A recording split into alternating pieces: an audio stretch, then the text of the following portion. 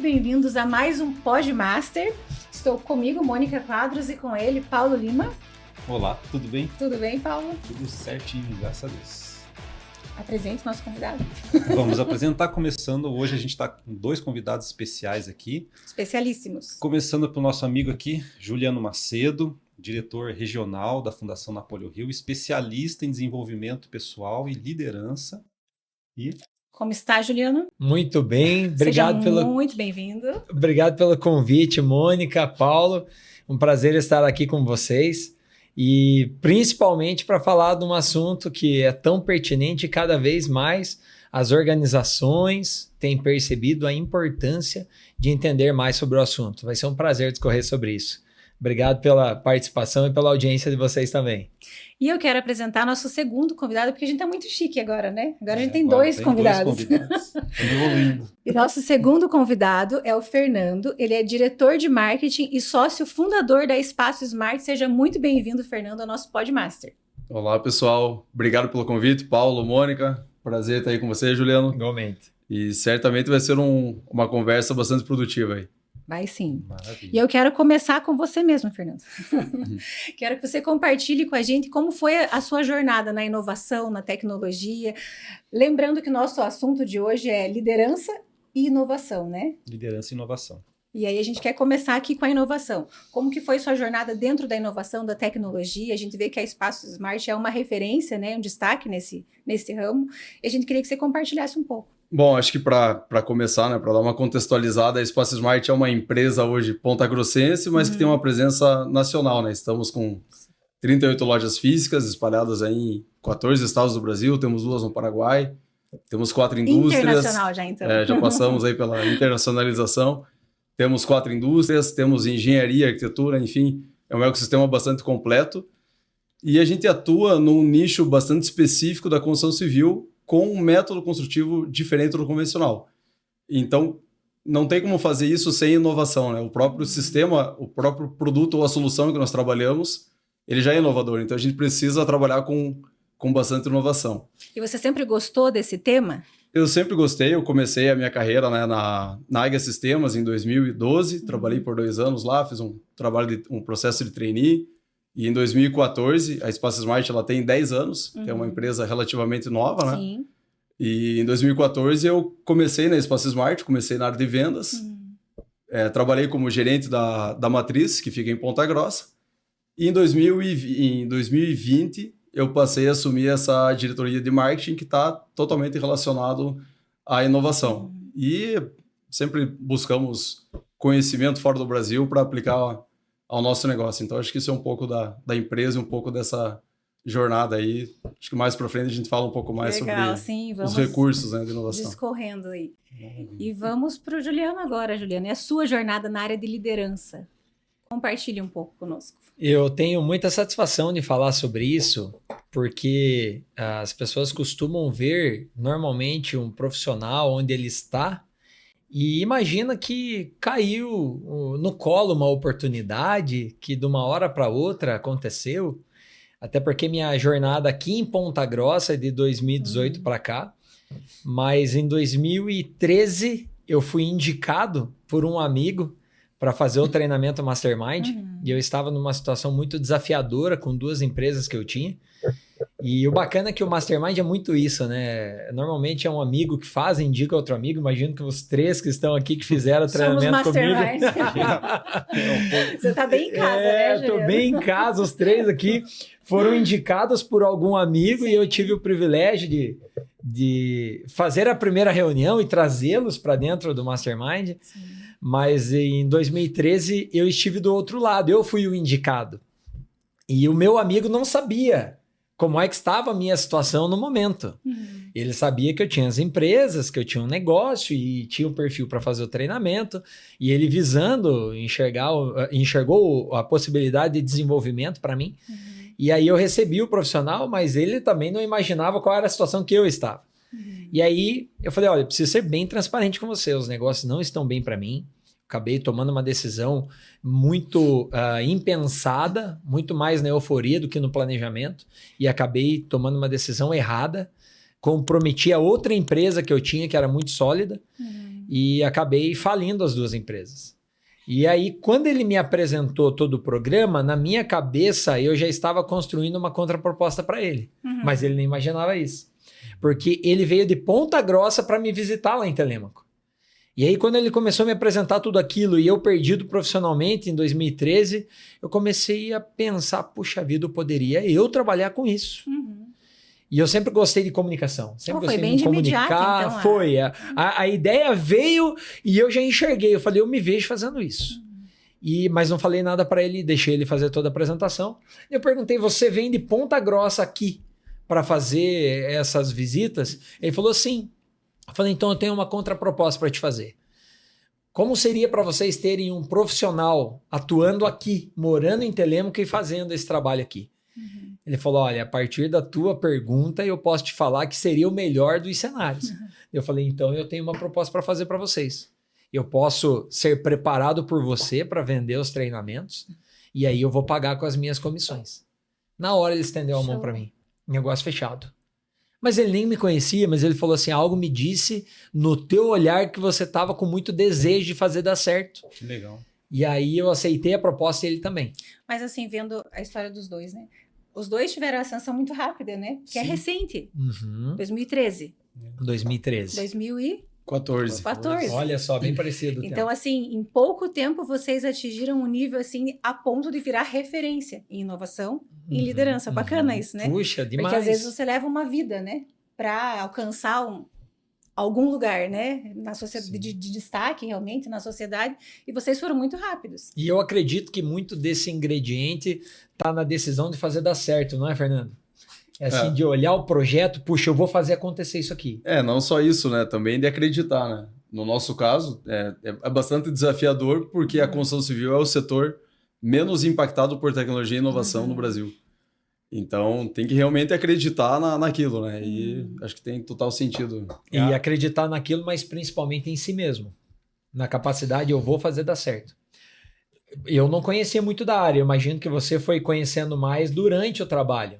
Com certeza. Exatamente. Então, quando eu vim para o Mastermind, eu sabia que era um treinamento, mas como é que eu ia vender aquilo? A hora que o profissional me apresentou, eu falei, meu Deus, a capacidade que esse cara tem, eu vou ter que me desdobrar. Mas eu estava com muito desejo de fazer dar certo. E é um primeiro passo, né, Juliano? Primeiro passo é o desejo.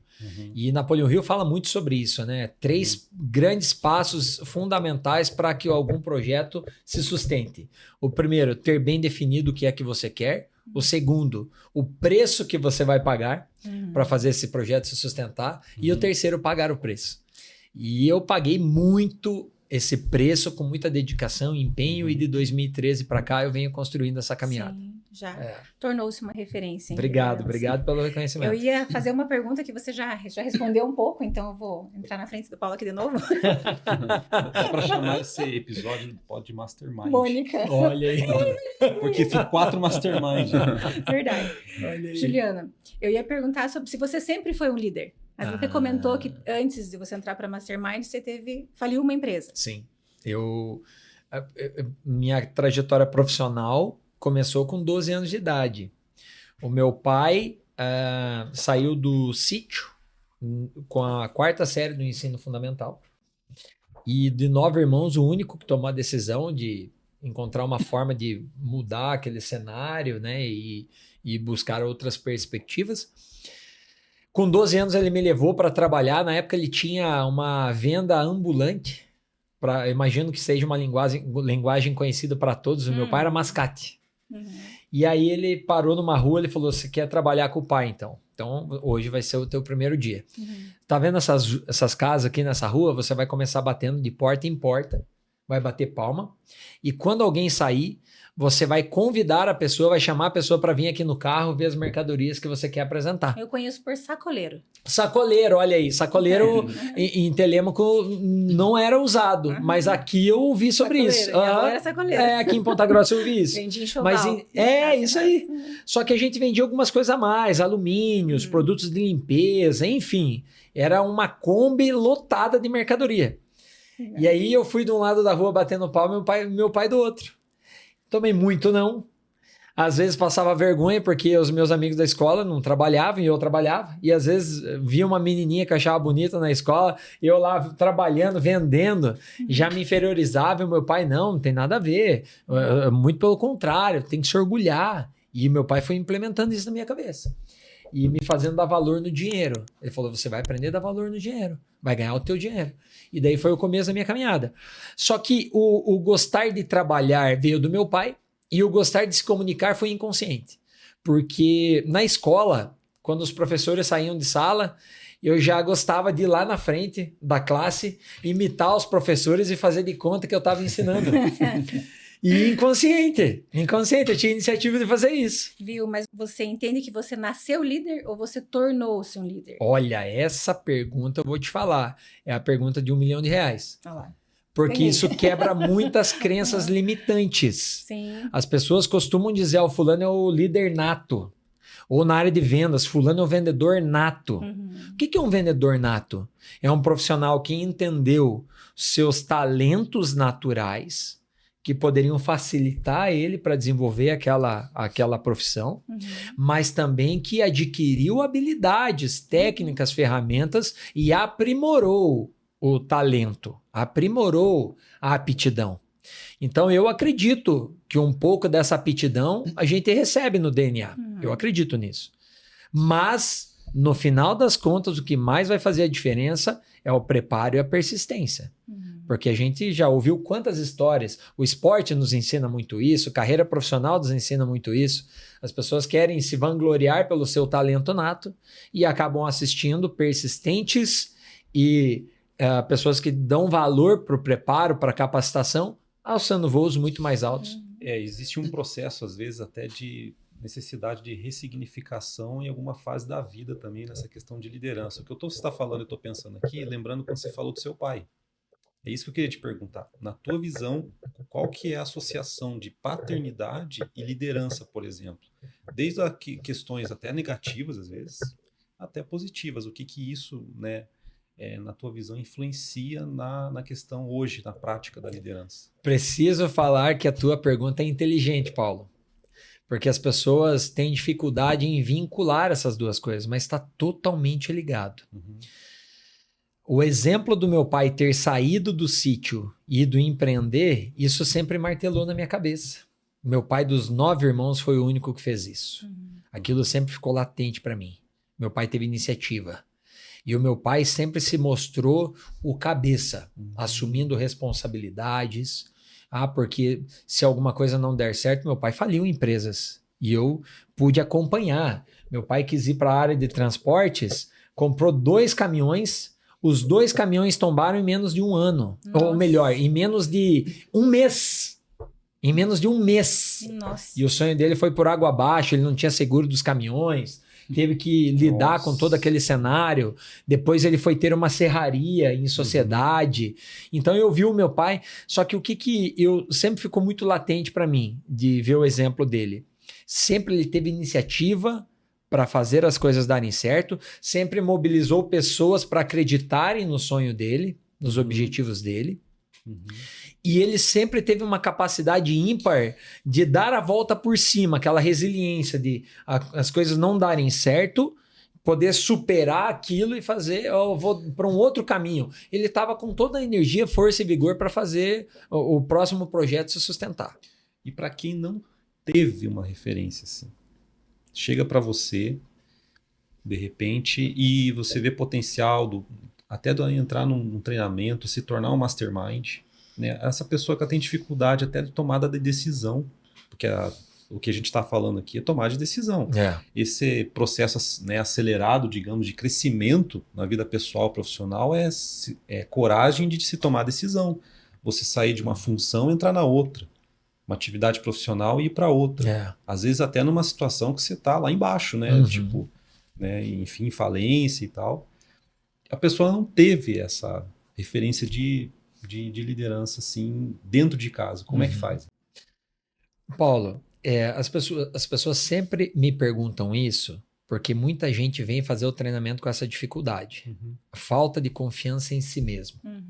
A confiança em si mesmo ela é minada por traumas vividos no passado.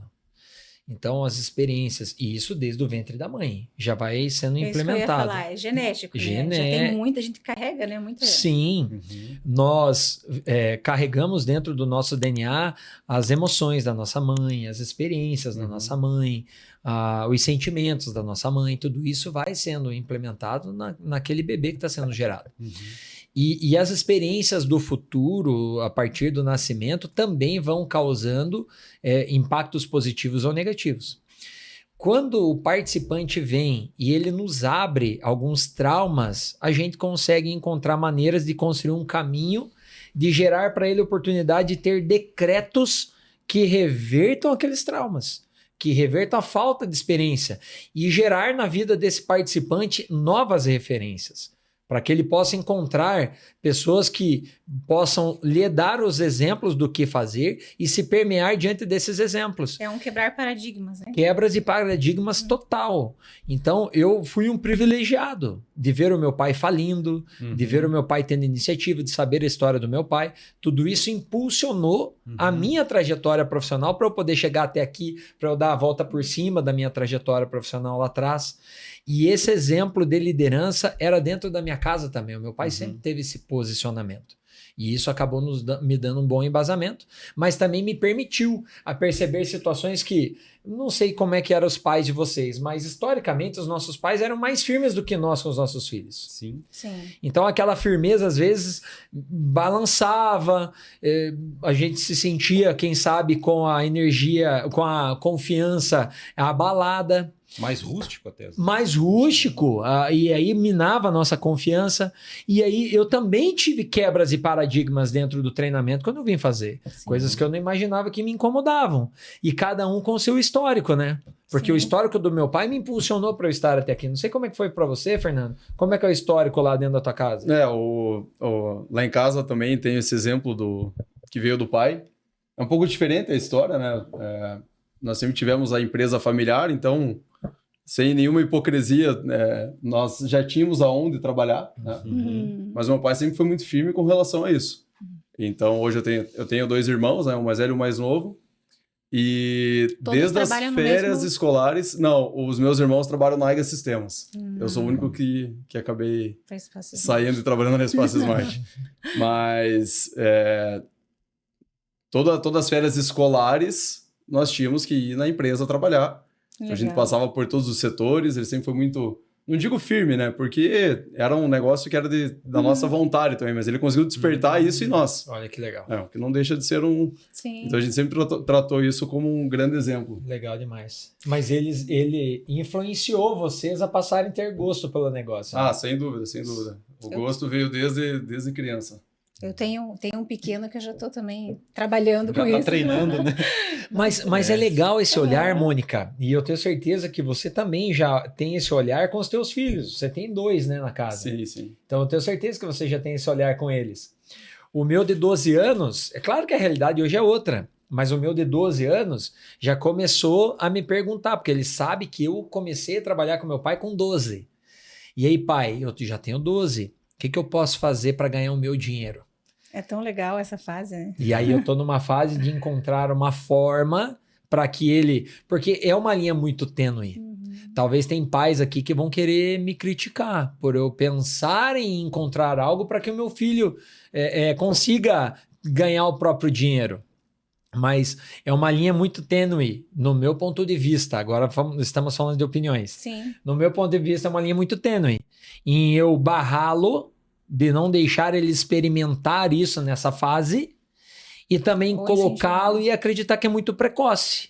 Então, eu nunca inputi nada na cabeça dele. Eu nunca falei, filho, com 12 anos você vai ter que trabalhar também. Muito pelo contrário.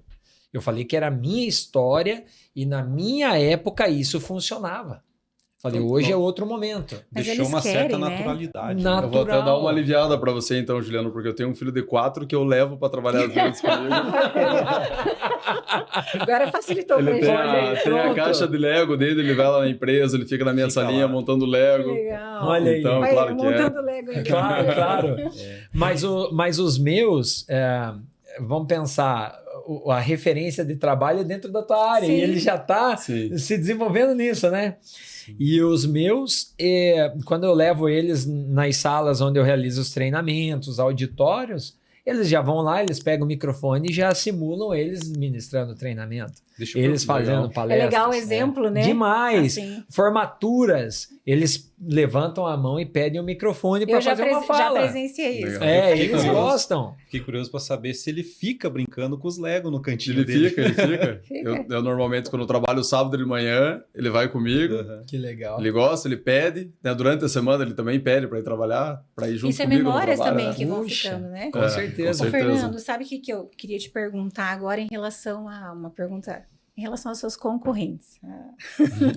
A gente sabe que é até desconfortável às vezes, mas assim, eu vejo que está crescendo esse mercado, né, das casas prontas.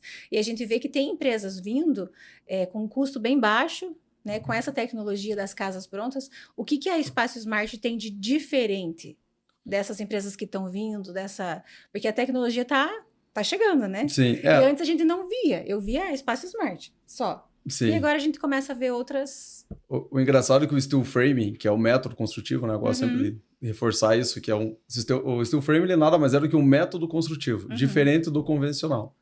Então, o steel framing, ele está numa fase que ele representa menos de 1% de toda a construção civil no Brasil.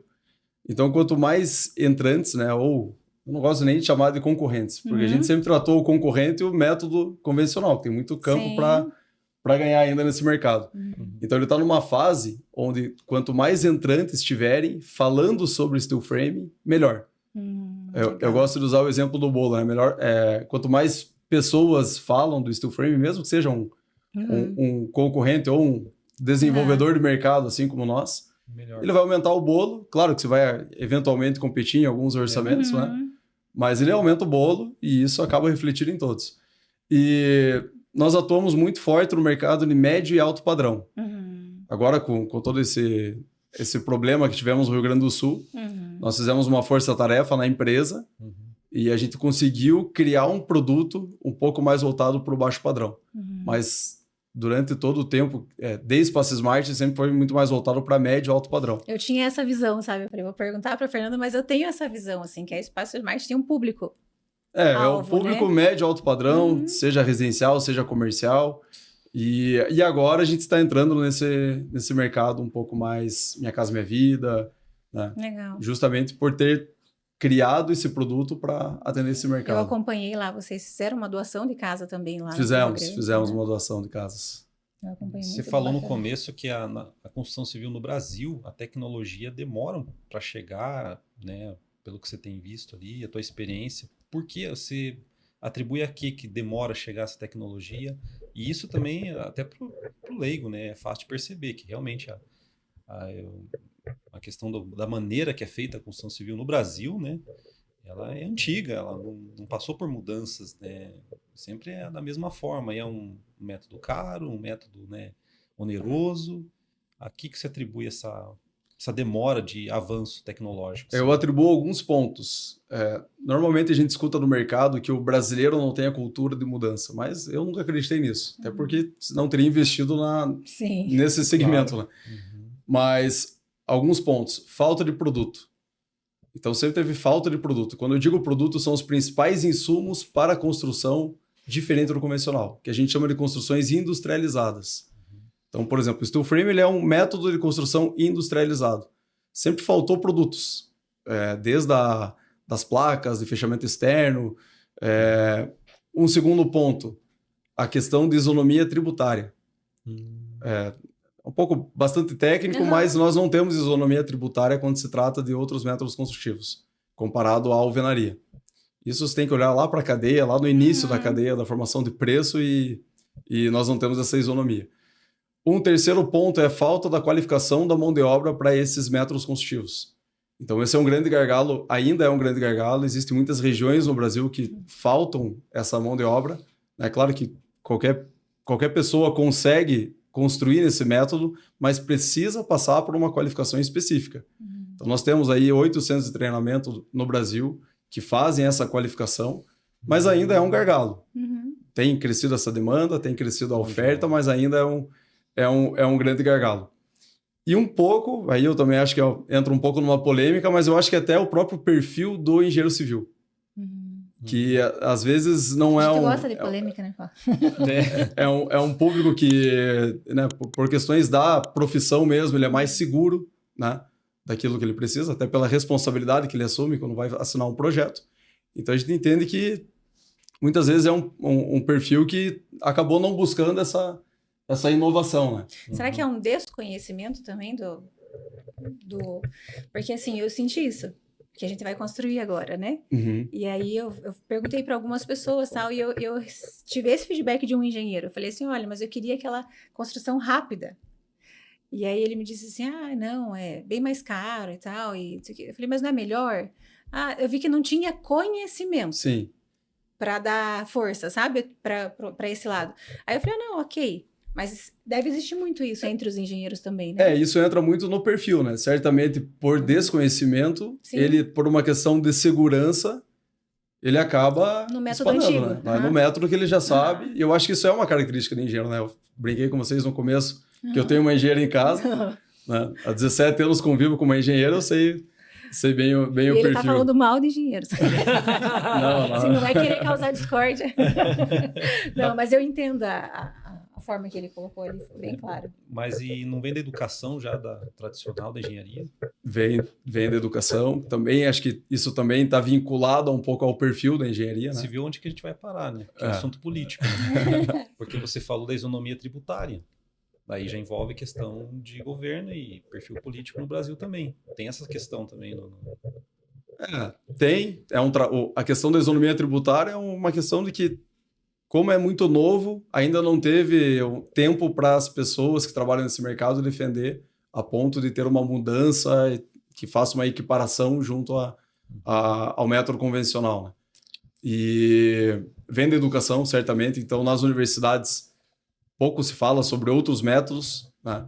Então, a pessoa já sai do curso de engenharia civil com certo conhecimento de um sistema construtivo.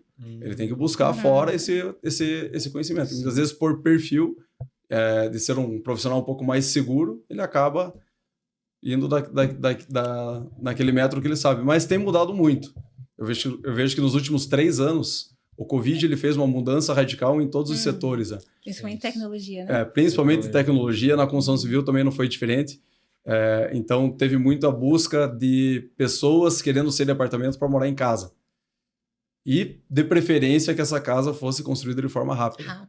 Então, como Smart, nós crescemos 116% de 2020 para 2021, que foi o primeiro ano completo de Covid. Muito está atrelado esse fator de que as pessoas começaram a buscar outras opções. Né? Eu acho que todo mundo tentou, de certa forma, se reinventar no Covid. Né? Então, até mesmo o engenheiro, o arquiteto que estava dentro de casa, ele, precisou mudar minha vida. Né? Vou aproveitar esse divisor de águas para ser um divisor de águas na minha carreira também. Então, foi um fator bastante relevante. Eu aposto muito no problema que teve no Rio Grande do Sul.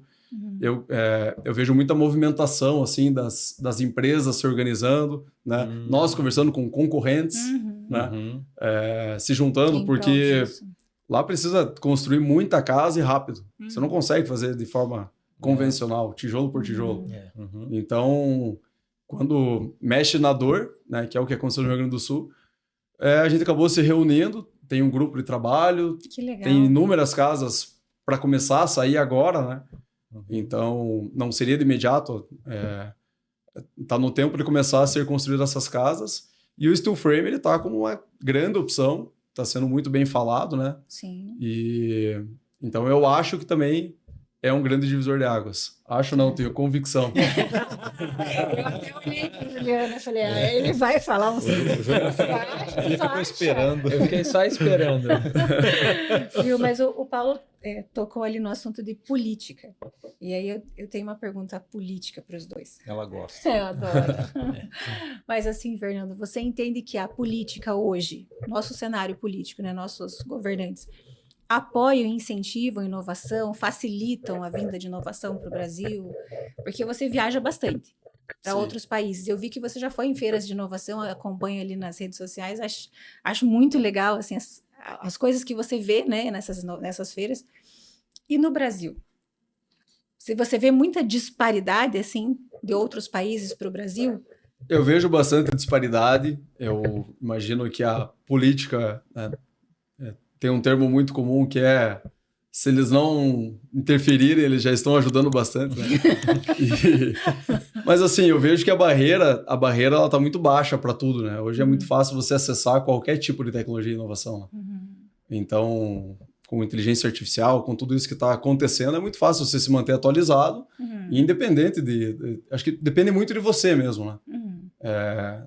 Nós temos inúmeras ferramentas como o Espaço Smart, desde captação de lead, tratamento de lead, venda, pós-venda, NPS, enfim, que não são ferramentas aqui do Brasil.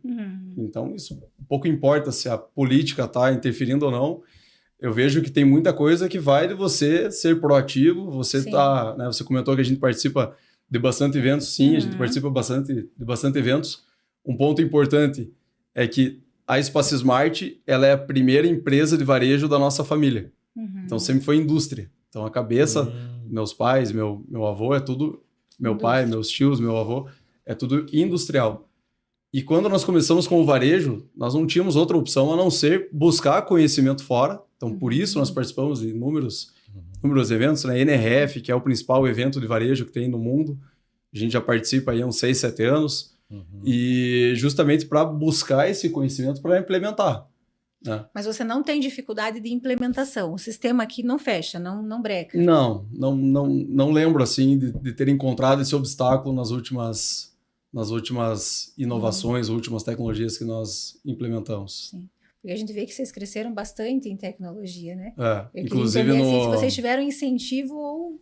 Mas assim, pelo que eu entendi, vocês foram atrás. Nós fomos atrás. Isso, fomos atrás, buscamos. Algumas coisas nós desenvolvemos internamente. Inclusive, na semana passada, nós ganhamos um prêmio de empresa inovadora no varejo. Legal. Foram 3 empresas aí de Ponta Grossa que ganharam um prêmio nacional, que era do Connect Week. Então, nós, MM e a Mapa 360 ganhamos. Que legal. Isso é um feito bem importante aí para a cidade, né? Sim. Mas eu acho que é isso, depende muito de você buscar essa informação, você entender. Uma coisa que eu gosto muito de falar é que mais importante do que você buscar uma tendência é você entender o teu contexto. Né? Nós temos um recurso lá, que é o metaverso, que há 2 anos atrás ele foi enterrado, ninguém mais fala em metaverso.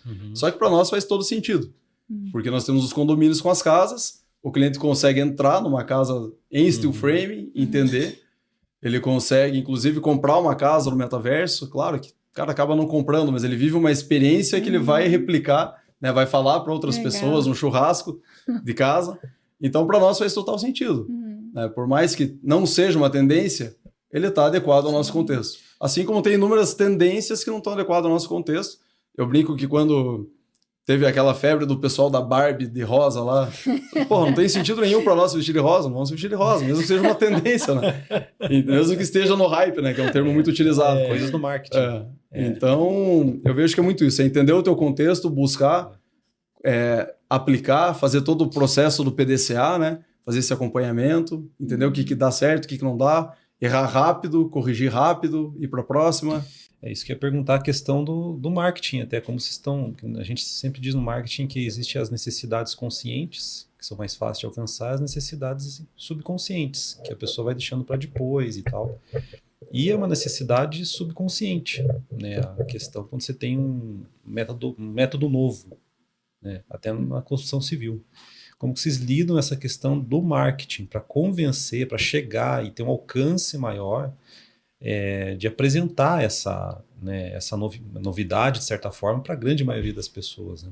Nós temos uma ferramenta muito, muito importante para nós, que é um recurso no marketing, que é a prova social. O que é a prova social? É outras pessoas falando, não a Espaço Smart, porque muitas vezes eu posso ser tendencioso naquilo que eu estou falando. Né? Então nós temos lá uma página de cases de sucesso, que são mais de 70 clientes finais que depois de ter construído a casa, né, 1 ano depois que está morando na casa, ela recebe nós na casa dela para fazer uma entrevista para perguntar como foi o processo da construção.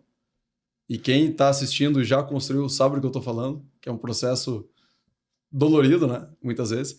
Então a pessoa dá uma referência boa de como foi a construção e como que é morar numa casa de steel frame 1 ano depois. Então é meio que uma consolidação A gente usa muito esse recurso da prova social, e usamos geração de conteúdo. Geração de conteúdo, blog, vídeo, Ótimo. redes sociais. Temos um trabalho muito forte de Google, SEO, busca paga, CRM, nutrição. Nós temos um marketing 360 dentro da empresa, né? Uhum. Temos um departamento de marketing dentro da empresa. Uhum. Mas ele está muito mais voltado a apresentar o Steel Frame, porque ele é desconhecido. Isso.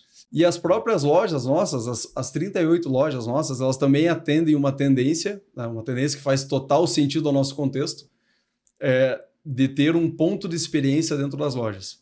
Então, quando você entra numa loja da Espaço Smart, você vê todas as soluções que nós trabalhamos aplicadas. E também tem uma experiência que faz uma comparação da questão de isolamento acústico e térmico. Então, acaba que a própria loja ela faz um marketing espontâneo, né? Então, sempre quando você entra numa loja, nós abrimos ontem em Dourados, no Mato Grosso do Sul. Hoje já me falaram que tinha lá 10 arquitetos que eles ouviram no boca a boca e foram para conhecer a loja também, para gerar conteúdo. Então, a própria loja ela acaba fazendo o seu próprio faz marketing. diferença esse marketing 360 que pega todas as áreas, né? Desde o digital, o boca a boca, né? Enfim. E por Isso, falar em fantástico. marketing, preciso falar do nosso patrocinador, Essencial Media, melhor agência de marketing de Ponta Grossa, uma maneira diferente de fazer marketing. Muito obrigada, Essencial Media, pelo patrocínio do nosso Podmaster. Eu que agradeço. Você disfarça essa. Juliano, a gente pincelou ali alguma questão política e eu queria perguntar para você em relação aos nossos políticos, as nossas lideranças, né? Em relação às ferramentas que você ensina sobre liderança. Você vê bons líderes na política? Essa pergunta é uma pergunta capciosa, mas também inteligente. Porque nós estamos vivendo um tempo, e pelo menos aqui, ao longo da minha trajetória de vida, querendo entender sobre política, porque o meu pai, na minha adolescência, outra experiência que meu pai teve, meu pai saiu candidato a vereador.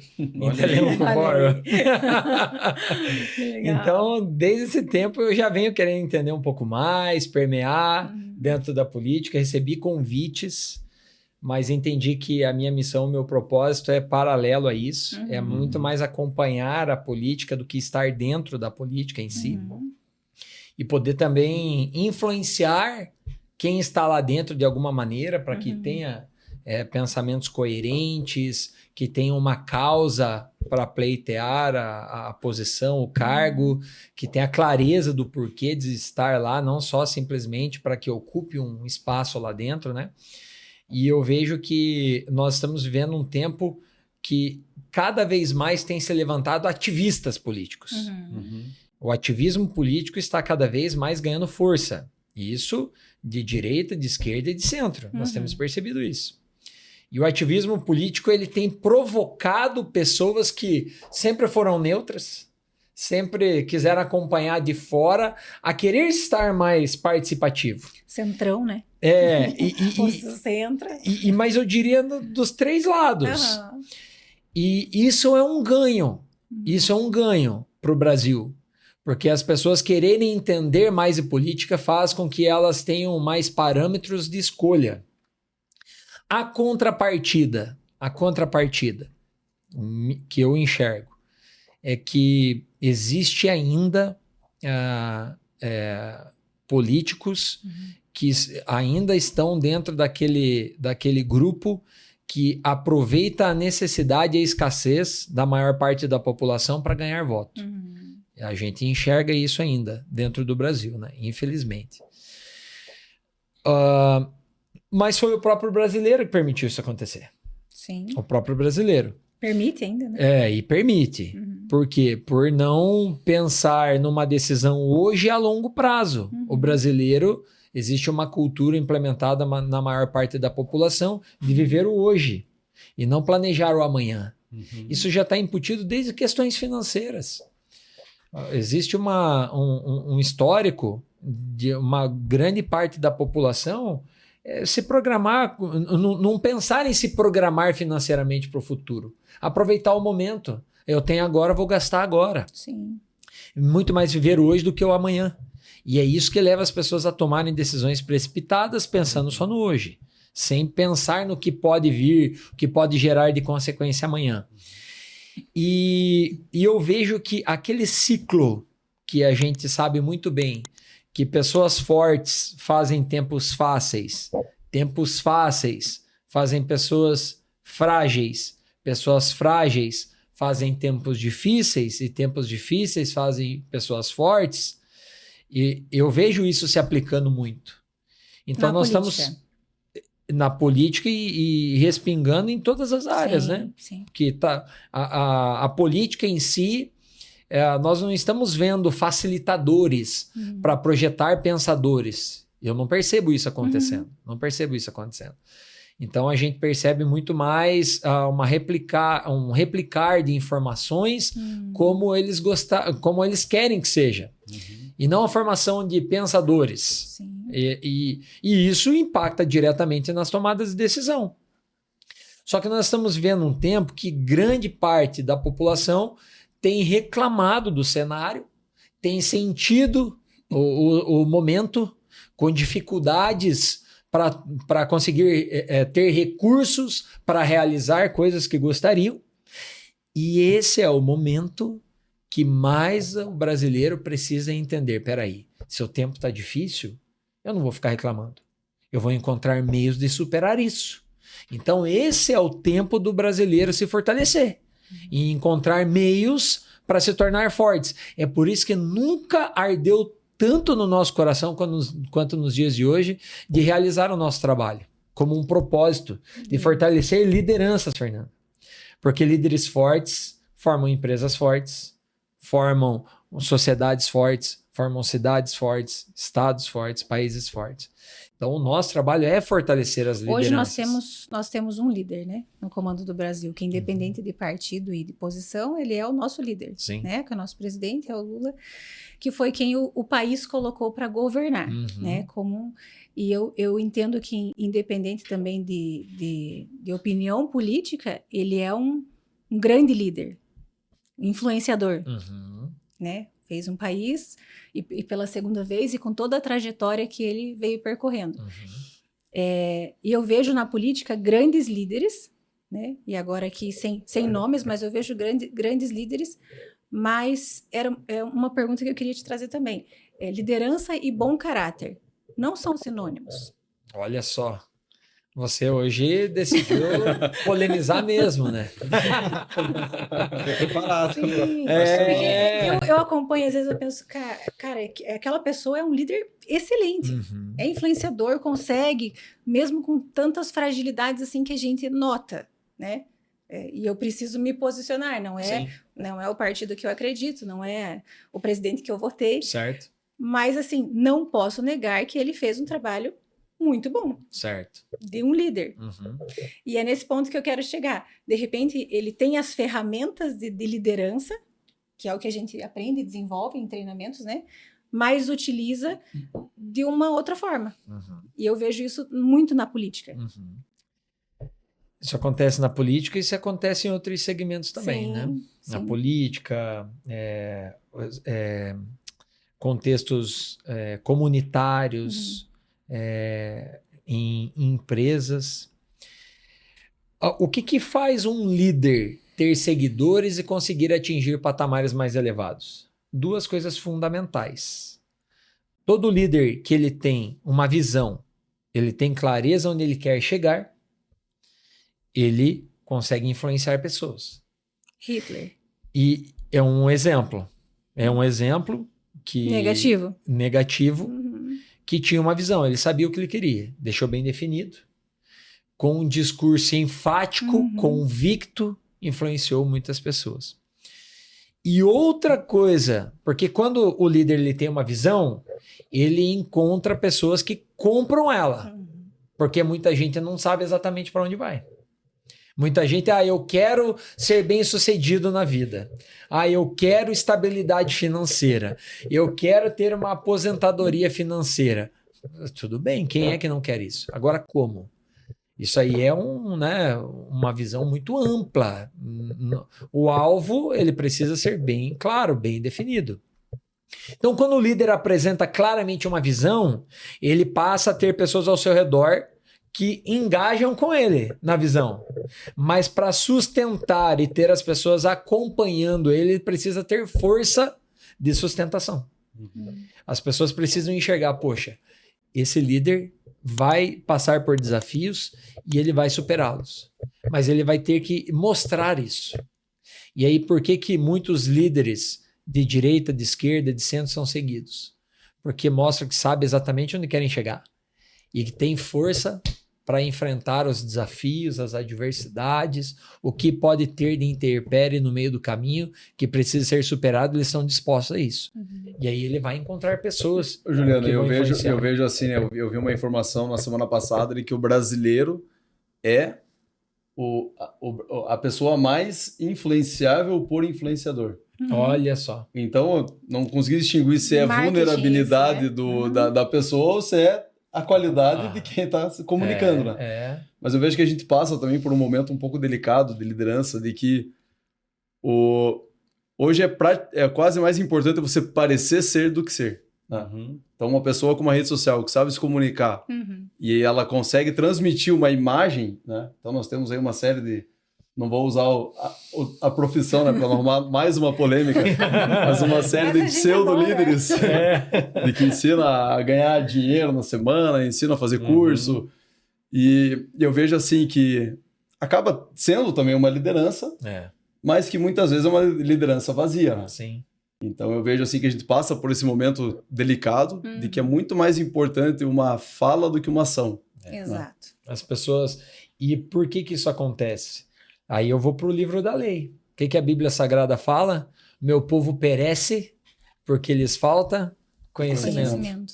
Então, é muito mais cômodo o brasileiro, e inclusive boa parte da população, quer as coisas mais fáceis, o caminho mais fácil, quer atalhos.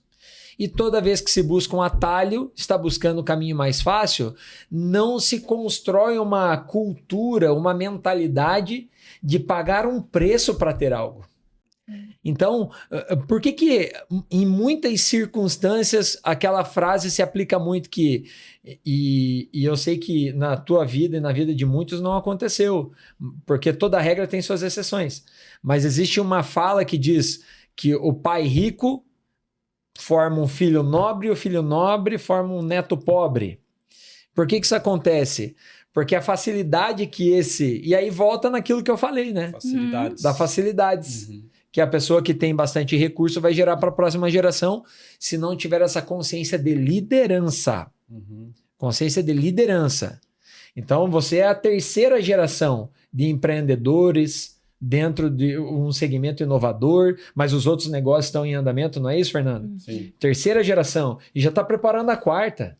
Então, esse é o caminho mesmo, é preparar novos líderes, não ser um facilitador. É a premissa de preparar sucessores e não herdeiros, simplesmente, né? Gerar essa mentalidade, essa cultura nas próximas gerações. Só que, a gente vê muito instável nas culturas hoje de muitos países, de muitos estados brasileiros. Eu não tive isso, então eu vou gerar isso para o meu filho. Porque no meu tempo eu não pude, eu não tive acesso, então eu vou gerar para o meu filho. E aí o que acontece? Vai para o outro extremo. E aí se levantou atualmente a síndrome do imperador. O filho não pode dizer não para o filho não pode sentir dor, o filho não pode chorar, o filho não pode se machucar. E aí cria-se uma redoma.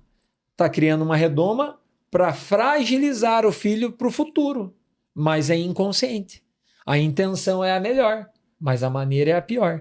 E aí vai se tornando uma sociedade com pessoas fracas, que não conseguem tomar decisões. Porque muitas vezes a falta da infância foi que formou o caráter daquele homem. Exatamente! Então aí, gerando, entre aspas, uma abundância naquilo que lhe faltou, é a grande ameaça também, um grande perigo também. É a leitura a partir sempre da minha experiência pessoal. Aí que é o grande perigo. O Isaac até comentou, né, esses tempos, a gente estava discutindo sobre afeto, né, de pai, filho e tal. Ele falou, já sei, pai, né, porque você não teve, quando você já me contou. Eu falei, não tem nada a ver, filho. Se tem uma coisa que eu não quero te entregar, é algo pautado naquilo que eu não tive. O que eu quero te repassar para você é valores e princípios que possam te fortalecer para você resistir nessa cultura né, superficial, rasa. Esse é o ideal, mas não é o mais comum. Porque o mais comum é espelhar. Claro, Né? É o Falando mais em psicologia, o mais comum é você espelhar o comportamento que você... Eu até queria que você repetisse. O pai nobre, o pai rico. Pai rico, filho nobre, neto pobre. Legal. Isso acontece em muitas situações. Muitas. É legal, mas é triste. É triste. Demais, demais. É triste, sim, com certeza. É porque aí... E é claro, muito é por falta de preparo também. Porque às vezes aquela pessoa, ela apenas com o seu trabalho e conhecimento empírico chegou a ter um resultado. E acredita que aquilo vai se aplicar para todas as outras gerações. E aí não dá valor para a educação continuada. Buscar ferramentas para preparar o sucessor. Porque só o conhecimento empírico, tudo bem, levou ele. Mas um tempo isso funcionava, hoje não se aplica mais. Tem uma história de uma empresa japonesa, né, que o quiosque, se for no Japão lá, né, tem um quiosque lá que vende, né, não sei se você já ouviu falar. O Fernando tá lá sempre. Eu não lembro o nome da cidade, mas é um bolinho de arroz. E esse quiosque não existe há 50 anos, 100 anos, existe há 1000 anos.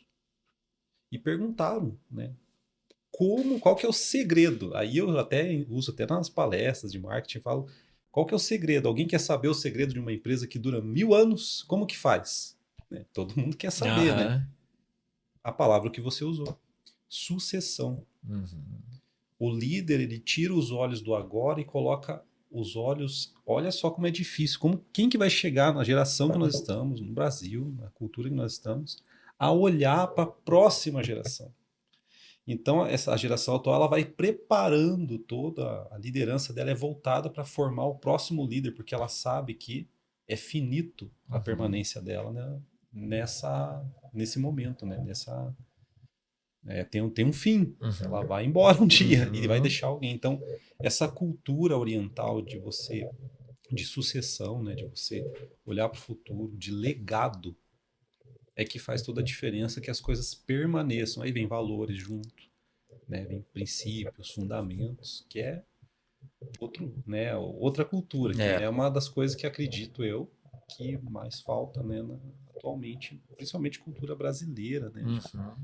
Aí pega tudo, né? Aí pega política, pega empreendedorismo, pega, né, educação, principalmente, por isso que eu volto à educação, assim. A gente falou lá a engenharia, por exemplo, né? Outros cursos, né, que ainda estão com uma pauta antiga. Não passou por atualização, né, por avanços. E os avanços que passam, muitas vezes, mais alguns temperinhos ideológicos, né, alguns interesses ali, né, que realmente não olha para a próxima geração. E eu vejo assim, desde a criação dessa cultura americana, né? Porque a criação dos Estados Unidos veio a partir disso, né? Em 1776, o cenário das 13 colônias inglesas era um cenário que não se via muito como mudar aquilo, né? Porque só tinha resultado acima da média quem já nascesse de família nobre. Quem nascia pobre era fadado ao fracasso. E aí aqueles 56 líderes construíram uma aliança de mentes para criar um país que tivesse os dois pilares, liberdade e oportunidade. E a gente vê uma cultura que foi disseminando de lá para cá cada vez mais forte. Cada vez mais... Tanto é que o orgulho do americano com o patriotismo, ele acaba influenciando outros países a querer duplicar a bandeira americana. Bandeirinha na porta de casa. Assim, Esse patriotismo influenciou outros países a trazerem a bandeira americana para dentro.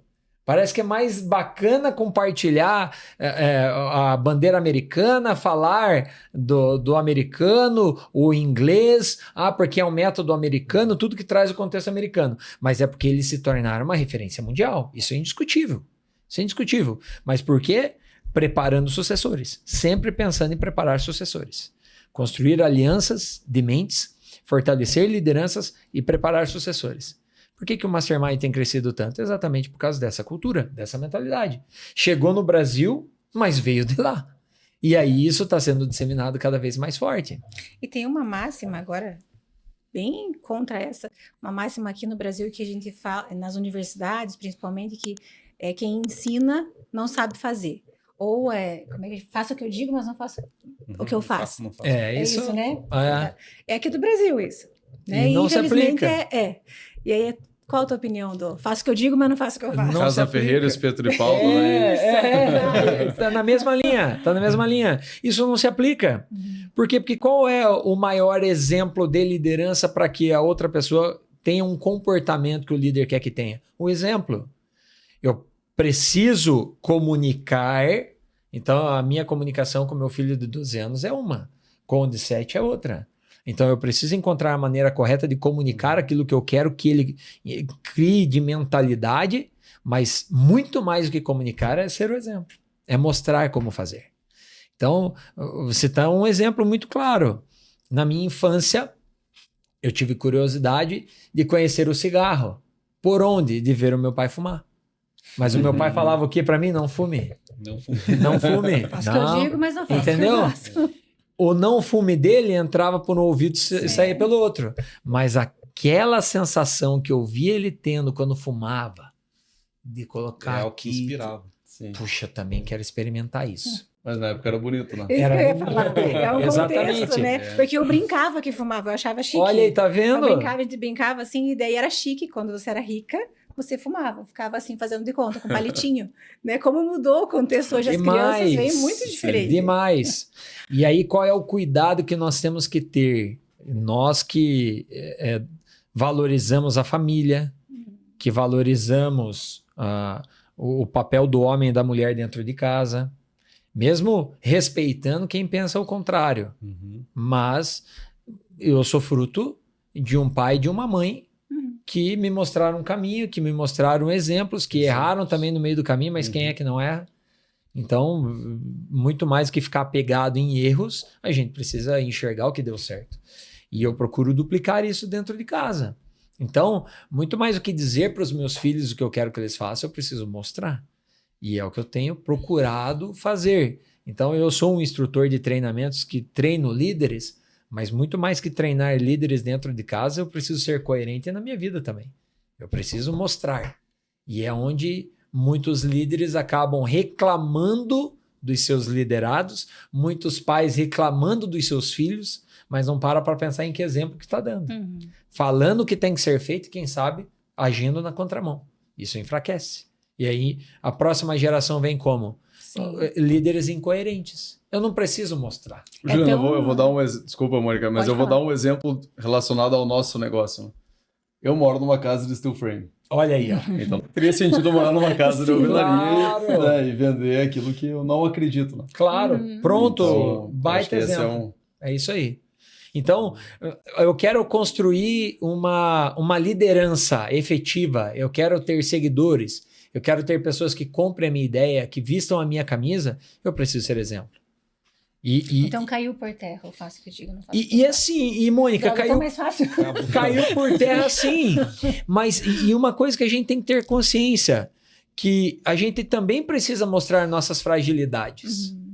Sim. O que tem se construído hoje nas redes sociais, principalmente líderes, querendo ser os gurus, super-heróis, que não Mas tem sabe que falhas. rede social, para mim, é eu tenho dificuldade, assim, em ver, por exemplo, a gente entende como um grande líder na rede social que tem muito seguidor. Mas a gente vê pessoas que fazem coisas engraçadas, assim, até que a gente não consegue... As coisas mais bizarras e tem milhões de seguidores. Claro. Do dia pra noite. Porque fez uma coisa nada a ver, uma coisa assim que não traz conteúdo nenhum, que não... Às vezes a gente até brinca ali com algumas pessoas assim, às vezes é melhor você fazer uma coisa ridícula, você ganha muitos seguidores, do que você trazer um conteúdo, apresentar. Então, é uma linha difícil de lidar, Sim, né? claro Porque que é. aí eles são líderes ou só chamam a atenção. É porque assim, Mônica, e tá aqui o Paulo, que tem muito mais propriedade para falar sobre isso, mas o que eu tenho percebido, exemplo, agora recente uma amiga... Marketing. Agora recente uma amiga postou um vídeo lá com a filha e algo que para alguns ficou polêmico, gerou um monte de comentário, um monte de compartilhamento do vídeo dela. Ela adquiriu 15 mil novos seguidores com um vídeo. Assim. Um vídeo, né? É. E assim, pelo que eu entendi, ela até sabia que ia causar algo, mas não imaginava que ia tomar essa proporção. E ter seguidores é muito mais estratégia do que liderança, não é, Paulo? Perfeito. Sim. É muito mais estratégia de marketing. Uhum. Então, eu vou seguir esse passo a passo, é uma receita de bolo, não é, Paulo? Uhum. Receita de bolo. Seguir aquilo, vai ter os Porque seguidores. eu não vejo como liderança algumas Não, questões. liderança é outro Sim, assunto tem pessoas totalmente que, diferente. que alcançam a liderança e tem muita postura nisso em rede social, muitos seguidores com conteúdo e tal, mas ao mesmo tempo tem uma rede social bem fútil, assim, né? Bem... É possível você, né, fragmentar o processo de um crescimento casual, que é a grande maioria. Aham. Aquele viral. Ele não programou que ia chegar a 15 mil curtidas, 15 mil seguidores. Ele fez com uma expectativa que fosse legal. Aham. Mas quantos hoje humoristas, né, Uhum. que explodiram na mídia, né? Mas é que é possível você espelhar alguns passo a passos ali, mas boa parte ali ainda tem aquela medida do viral ali que vem a ser, né, o casual. Nem ele esperava, né? É. Aí, a partir daí, você pode até modelar algumas questões, só que aí entra dentro de uma estratégia, né? Mas só quando se fala de negócios, principalmente, né? A gente sempre tem que estar esclarecendo que é diferente perfil pessoal, perfil profissional. Perfeito. Bem A mencionado, rede Paulo. social Dividir. é para Bem pessoas, são mencionado. coisas diferentes. Você tem que trabalhar, né, o perfil profissional de uma forma profissional. É isso aí. Você vai chegar a resultados, né, que possam até beirar algumas questões aí, né, de alcance viral, essas coisas. Uhum. Mas você acha que tem que separar profissional e pessoal? Você está falando do teu perfil. Não, eu fiz uma pergunta. Tem que separar rede pessoal e profissional, você entende? Depende muito do contexto, né? Depende do objetivo Do também, né? objetivo. Você separa a tua rede social Eu só tenho a pessoal. Eu Só só tenho a pessoal. Eu também LinkedIn tenho só profissional pessoal. e Instagram pessoal. Isso. Eu também entendo assim, o não separar. Eu falo que tem um CNPJ, mas tem um CPF ali, Tem o né? CPF. E às vezes o CPF que vende Sim. o CNPJ. Muitas vezes, né? Sim. A pessoa compra o CPF, não o Sim. CNPJ. É Com que a certeza. pessoa engaja muito mais do que uma Isso. empresa. Exato. Então depende muito do teu objetivo, né? Eu não tenho intenção nenhuma em Uhum. ser conhecido, enfim. Influencer, Fernando? Não tenho. Jamais. Jamais. Então, mas aquela pessoa que deseja, aí tem que separar, né? Imagino que tem que separar. Aí tem recursos, né? Usa compartilhamentos em collab, né? Às vezes uma rede estimula a outra, às vezes está dentro da estratégia. Não é uma questão. É que dá uma imagem que parece que a pessoa tem duas vidas. Isso. Eu tenho essa sensação, sabe? Há pouco É. tempo atrás, até um pouco tempo atrás, tipo ontem, eu discuti com uma pessoa exatamente isso. Porque eu vou entrar numa nova fase e a pessoa falou, vamos fazer outra rede social. Eu falei, não. Por quê? Não, porque agora é diferente. Eu falei, não. Eu falei, eu sou essa daqui. Eu falei, então aqui tem que estar esse conteúdo também. E aí a gente ficou discutindo alguns dias, assim, desde que veio essa situação. Eu falei, não, mas eu não acho que tem que separar. Você foi uma das pessoas que falou também, separa, né? Mas é um conceito, assim, que eu entendo que você tem que representar aquilo que você é pessoal e profissionalmente, entende? É que a gente não tem controle sobre quem está nos vendo. Isso, Sim. tem isso também. Então, eu não sei quem tá me vendo lá. Então, você ter um perfil, às vezes, que é fechado para quem você conhece, que pediu para te seguir, não, mas eu vou aceitar porque eu tive com ele tomando café. Uhum. É diferente. Agora, você tem um perfil aberto, né? Então, a questão aí já entra de segurança, outras questões, né? Que é vai uma questão muito pessoal, né, de cada um e também do estilo de vida que a pessoa leva. Uma pessoa que viaja muito, fica óbvio que a casa da pessoa tá sozinha sempre. Né? Tem uma questão de segurança também, né? Uma época era mais falado isso. Não posta foto dos filhos, não sei o quê. Agora já caiu um pouco essa questão, mas eu lembro que uma época tinha esse cuidado, assim, não vamos mais postar isso porque tá todo mundo vendo. Mas hoje, cara, todo mundo vê mesmo. Então, eu acho que o caminho é outro. Mas, assim, o papo tá muito bom, mas a gente precisa conduzir pro encerramento. Eu vejo aqui grandes líderes que você formou nessa mesa. Tive Bons o privilégio, líderes. né? E a grande vantagem que eu tenho de desenvolver o meu trabalho é que eu posso treinar pessoas ímpares como vocês três que estão aqui nessa mesa, mas também de aprender com vocês. De sentar numa Eu mesa, dei esse tomar um comentário café. só para ele poder elogiar, achei pra gente sair melhor hoje. Então eu sou um privilegiado por isso, de poder treinar pessoas com o perfil de vocês e também aprender com vocês. Então veja se eu aprendi bem, porque eu não falei da Joca ainda. Mas assim, uma das coisas mais importantes numa empresa é exatamente o transporte corporativo. Proteger pessoas. Por isso que eu quero agradecer a Joca Transportes, onde todo caminho vira passeio. Faltou a melhor empresa. A melhor empresa de transporte corporativo. Isso. Nossa patrocinadora também. E só faltou o selo Mastermind aqui nessas duas empresas. Tá no né? nome, tá no nome, ela pode master. Claro, Hoje tá claro. muito mastermind no nosso podcast. Inclusive, Por isso que o assunto foi... nossa página é toda planejada e feita uma estratégia pela Essencial Media, É isso aí. que nos dá todo esse suporte.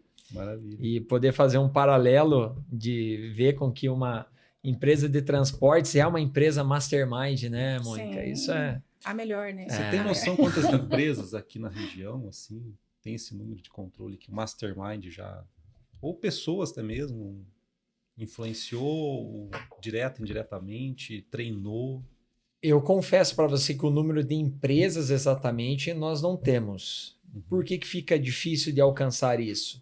Já tive participante que era assalariado quando decidiu fazer o treinamento e abriu um negócio. 1, 2, 3 anos depois. Já tive empresário que quando veio fazer o treinamento ele tinha o seu CNPJ, 2, 3 anos depois eu soube que ele se tornou um intraempreendedor e foi trabalhar numa empresa. Então esse número hoje é um pouco difícil de mensurar. O Mastermind tem muito isso, né? Que a pessoa dá uma virada, assim, Muito! O Juliano é muito pai, né? Eu que acompanho ele, assim, com os seus masters. Certo. Com os seus masterzinhos. Mas, assim, já teve situações de, o fulano de tal fez isso. Ele é mastermind, ele é mastermind. Tipo, um orgulho, né? Demais! Eu me retroalimento para desenvolver o meu trabalho de ver os meus participantes alçando voos. Vou trocar aqui agora. Fernando, você se considera um bom líder? Vou trocar as perguntas. Olha aí. De liderança e inovação. É uma pergunta... Aí que falar de você mesmo é complexo, né? Sim, mas você entende que você é um bom líder, um líder que inspira, que... Mas eu acredito que sim. Eu acredito que eu dou um bom exemplo lá na empresa. Normalmente eu consigo aquilo que Você sempre foi um líder? eu planejo. Ou você entende que você foi formando? Eu acredito que eu fui me formando. Fui me formando. Inclusive, eu fiz um mastermind, fez bastante Olha, muito sentido marketing pra mim. mastermind hoje, hein, Juliano? Que bom, que bom. E, entre outros, né? Eu acho que eu fui me formando. Concordo com o que o Juliano comentou no começo, que por mais que a pessoa possa nascer com viés, tudo é desenvolvido. Tudo é desenvolvido.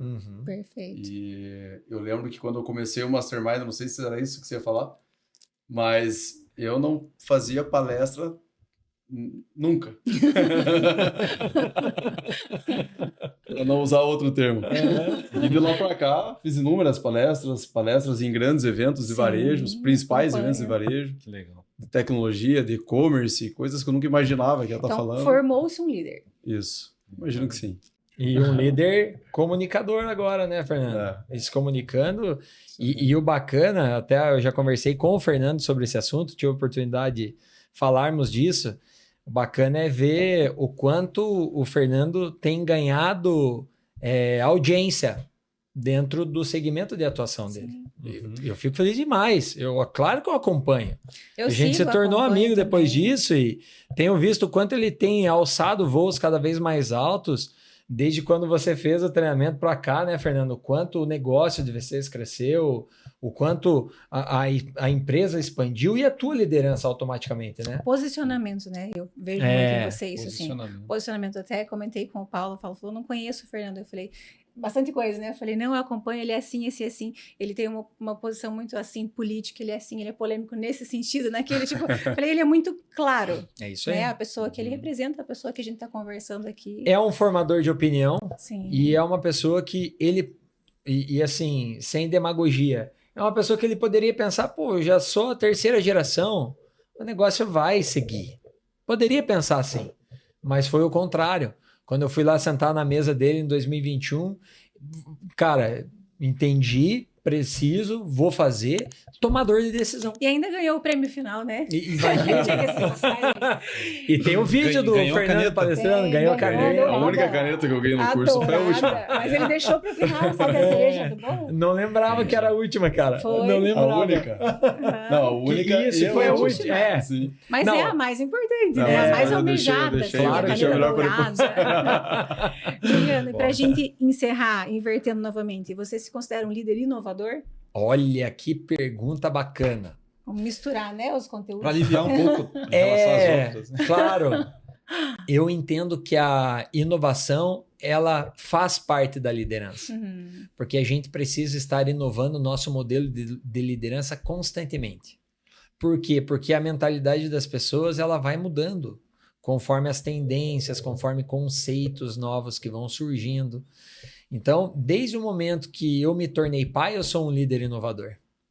Porque o pai que orienta um filho com 1 ano não é o mesmo que orientam com 6, não é o mesmo que orientam com 12. Então, eu tive que buscar inovação desde que eu me tornei pai. E eu entendi a importância disso. E é por isso que o Mastermind veio como uma luva para mim. Porque eu sempre fui atraído pelo assunto liderança, sempre gostei de comunicação, e a paternidade me desenvolveu e intensificou ainda mais o desejo de ser melhor a cada dia, de melhorar a minha liderança. Transforma, né? É. A paternidade, a maternidade Tá aqui, ó. transforma. Esse é o livro. Paternidade. Olha só, obrigado Olá! pelo presente, Paulo. Achei que era pra mim. Muito então. obrigado.